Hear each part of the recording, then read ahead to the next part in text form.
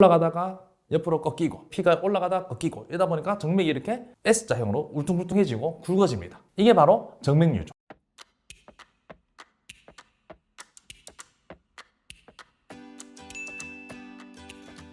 보통 해부학이라고 하면은 이렇게 큰 근육이라든지 장기를 생각하다 보니까 해부학은 뭔가 큰 구조물들만 있다고 생각해요. 이러한 큰 구조물들을 보는 해부학을 육안해부학이라고 합니다. 눈으로, 이제 육안으로 보인다는 거죠. 하지만은 눈으로 보이지 않는 그런 세포 단위의 작은 그런 구조물들도 있습니다. 이것에 대한 해부학이 바로 미세해부학, 조직학입니다.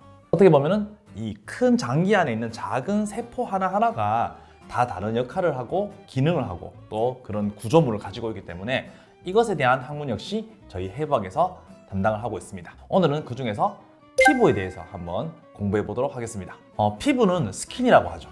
그래서 바로 몸에 쫙 달라붙는, 피부에 쫙 달라붙는 그러한 바지를 스키니진이라고 하죠. 오늘은 먼저 육안적인 특징을 살펴보도록 하겠습니다.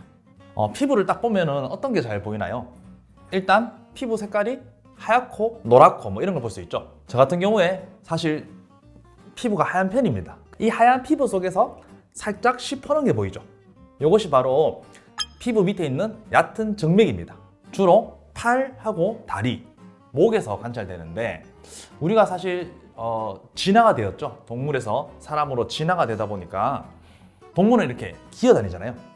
기어다니니까 팔과 다리에 있는 정맥이 심장으로 돌아오는데 힘이 듭니다. 그때 도움을 주는 정맥이 바로 피부에 있는 얕은 정맥이에요. 자, 이에 대해서 이 혈관의 이름에 대해서 재미있는 이야기가 있는데요. 이 정맥의 이름을 우리가 세팔릭 베인이라고 부릅니다. 세팔릭. 자, 이 용어의 뜻은 머리라는 뜻이거든요. 왜 이 정맥이 머리랑 상관이 있을까요? 예전에 중세시대 때 많이 아파서 고통을 많이 느낀다거나 또는 정신적으로 문제가 있는 사람들한테 이 혈관에서 다량의 피를 뽑았습니다. 피를 많이 뽑으니까 정신이 혼미해지겠죠? 말수가 줄어들었습니다. 그러니까 아프다고 하는 사람이 아프다는 말을 적게 하고 정신이 이상해서 헛소리를 하는 사람이 힘이 없어서 말을 못하는 거예요. 그러니까 여기서 피를 뽑으니까 나아지는구나. 잘못된 용어죠. 조금 더 해부를 해보면은 여기 있는 이 혈관은 어깨쯤에서 끝이 납니다. 그리고는 깊숙한 데로 들어가거든요. 그래서 그 후로 이름을 이제 노쪽 피부 정맥이라고 이름을 바꿨습니다. 이 정맥은 사실 손등에서 시작돼요. 손등에 보면은 이렇게 두두두하게 정맥이 나온 것을 볼 수 있습니다. 보통 정맥 체열을 하거나 할 때 팔꿈치 쪽에서 많이 하잖아요. 하지만은 이제 어린 아이라든지 동물에서는 손등을 이용하기도 합니다. 그리고 다리에도 피부에서 보면은 정맥이 나온 것을 볼 수 있습니다. 중력을 거슬러서 심장으로 혈액이 올라가는데 도움을 주기 위해서 다리에도 이러한 피부 정맥이 발달되어 있습니다. 다리의 정맥이 팔보다 더 올라가기 힘들겠죠. 하지만 우리가 한 번씩 앉아있다가 일어서고 또 운동도 해주고 무릎을 굽혔다 펴고 하면서 근육이 수축을 하면서 정맥의 그런 활동을 도움을 줍니다. 그래서 오랫동안 이렇게 앉아있다거나 나이가 들면서 여기 있는 혈관 안에 있는 판막의 기능이 약해지면은 정맥이 심장으로 다시 올라가기 힘이 듭니다. 그러다 보면은 정맥이 이렇게 올라가다가 옆으로 꺾이고 또 혈관 속에 피가 올라가다 꺾이고 이러다 보니까 정맥이 이렇게 S자형으로 울퉁불퉁해지고 굵어집니다. 이게 바로 정맥류죠. 그래서 이 정맥의 이름을 두렁정맥이라고 합니다. 자, 다음으로 또 재미있는 정맥이 있는데 바로 복부에도 피부 속에 정맥이 있습니다.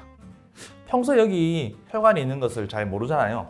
그런데 간에 기능이 손상되어 있는 간경변이라든지 간암이 있다거나 이런 경우에 여기 있는 정맥의 순환이 원활하지 않습니다. 그러다 보니까 정맥의 압력이 높아져서 여기 있는 혈관이 크게 부풀러 올라요. 마치 메두사의 머리와 같은 형태가 나타납니다.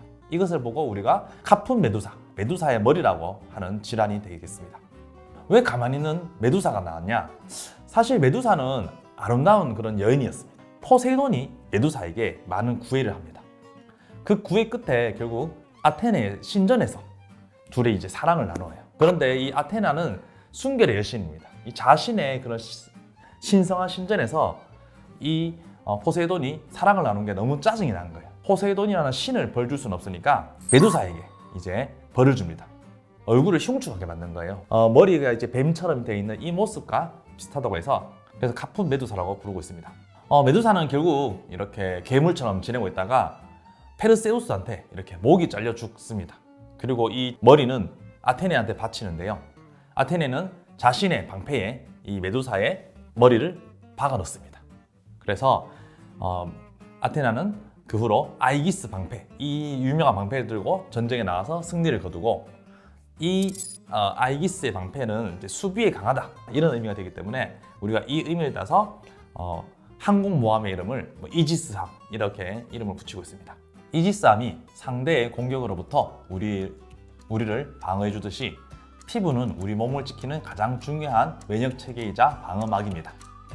그렇다면 어떻게 피부가 우리 몸을 방어를 해주는지 상세하게 더 알아보도록 하겠습니다. 저도 항상 피부가 촉촉합니다. 과하게 축축하죠. 네. 땀샘이 또 이 피부의 그런 관리에 중요한데요. 이제 보통 우리가 유명한 가수분들 중에서 이렇게 곁땀으로 유명하신 분도 이렇게 계신데, 겨드랑이 땀은 조금 다르죠. 근데 왜 이 땀에서 냄새가 나냐? 이 땀이 배출을 되고 난 후에 피부 표면에 있는